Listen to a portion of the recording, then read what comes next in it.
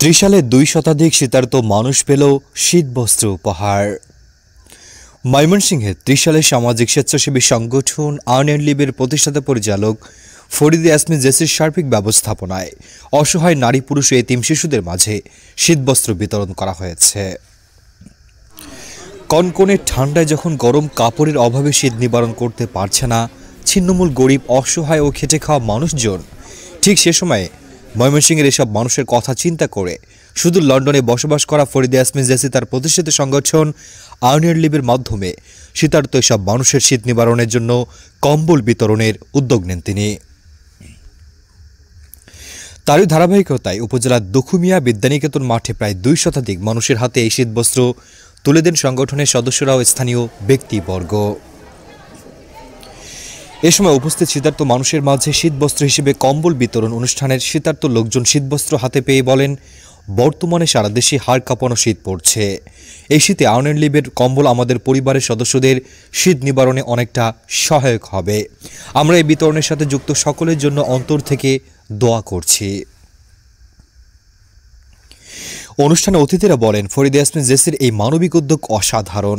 তার এই মহতি কর্মকাণ্ডে এসব হতদরিদ্র মানুষেরা অনেক খুশি হয়েছে।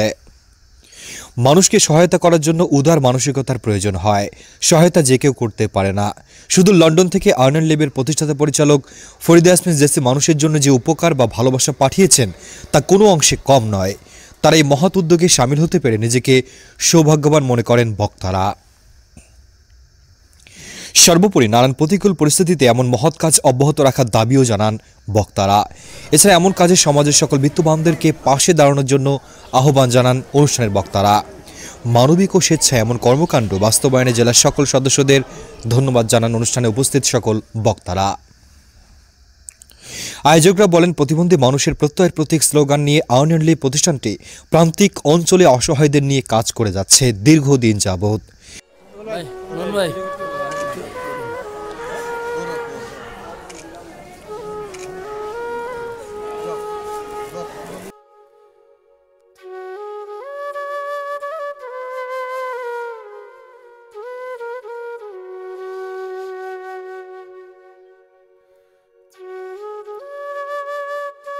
প্রতিষ্ঠানের ব্যবস্থাপনা পরিচালক ফরিদা ইয়াসমিন জেসির ব্যবস্থাপনায় বিভিন্ন দুর্যোগে মানুষের সহায়তায় কাজ করছে সংগঠনটির সদস্যরা। মানব সেবায় নিবেদিত একটি সংগঠন যা অসংখ্য মানুষের জীবন ইতিবাচক পরিবর্তন এনেছে। এর কার্যক্রম শুধু ত্রাণ ও দান সীমাবদ্ধই নয়, এটি দীর্ঘমেয়াদী সামাজিক উন্নয়নেও কাজ করেছে।